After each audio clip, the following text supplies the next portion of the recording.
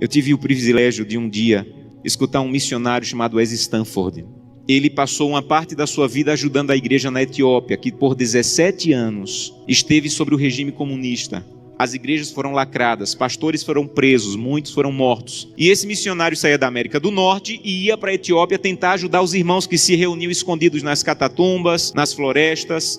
E um dia ele foi na cidade de Sodo, uma cidade no sul da Etiópia, e conheceu um pastor chamado Tadessa Assai. Um homem de Deus que tinha uma especialidade. A especialidade do pastor Tadessa era pregar nos funerais. Onde tinha um funeral, o pastor ia. Então, quando a polícia sabia onde tinha funeral, ia lá porque o pastor estava pregando, pegava o pastor, prendia o pastor, espancava o pastor, soltava o pastor e ele voltava a pregar. E um dia a polícia ficou com tanta raiva que disse assim: nós não vamos mais soltar o pastor Tadessa, ele vai ficar preso agora. E ele pensou: já que eu vou ficar preso, vou pregar na prisão. E levou 22 a Jesus Cristo dentro da prisão. E a polícia disse: não vamos mais soltar o pastor Tadessa, nem vamos mais deixar ele preso, nós vamos matar o pastor Tadessa eletrocutado, para servir de testemunho para que ninguém mais queira seguir Jesus.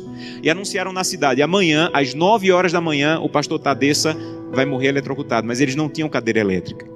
E eles chamaram as pessoas para o centro da cidade, para a praça da cidade, pegaram os fios desencapados, amarraram o pastor Tadessa, uma multidão veio assistir, deram 1 minuto para o pastor Tadessa orar, começaram um discurso contra o cristianismo, puxaram a chave para a corrente elétrica passar e matar o pastor. Houve uma explosão, fumaça e faísca para todo lado, a corrente elétrica não chegou e o pastor não morreu. Desamarraram o pastor e disseram: vão para casa, um eletricista vai consertar a gambiarra e amanhã nessa mesma hora o pastor Tadessa morre.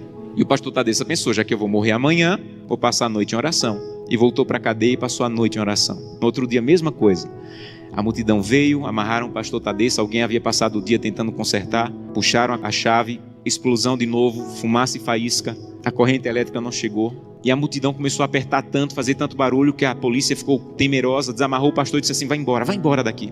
E esse missionário estava lá e disse que acompanhou o pastor Tadessa e disse assim: pastor Tadessa, o que é que o senhor vai fazer? Um homem que passou 2 vezes pela morte, o que é que o senhor vai fazer? E ele disse assim: tem um funeral e eu soube que tem um funeral, eu vou lá pregar.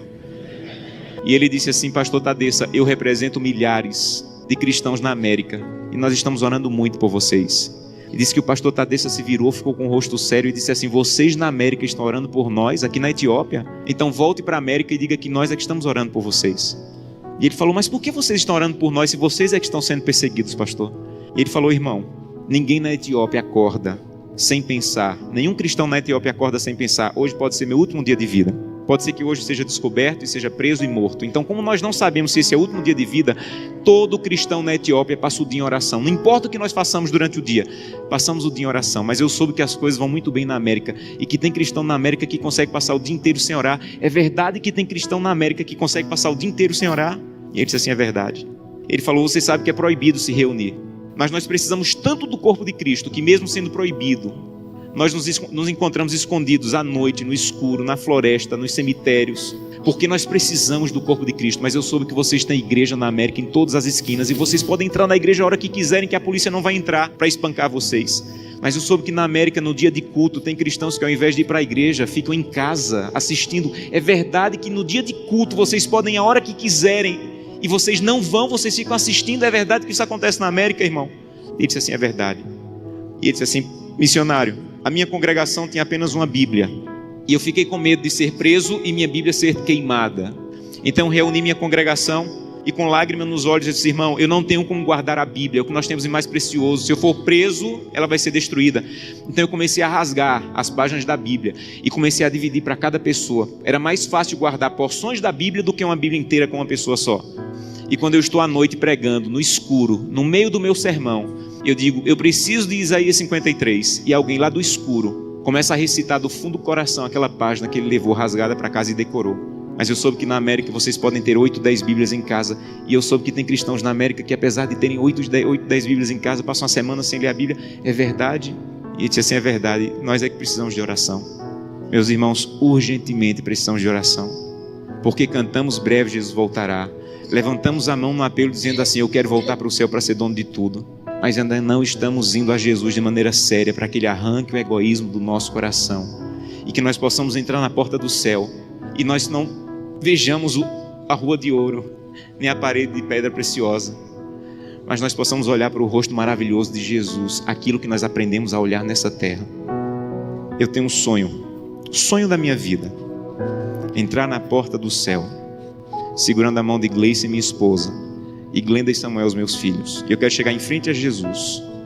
Eu quero dizer: Jesus, cheguei com minha família. Essa aqui é Glenda, Samuel e Gleice.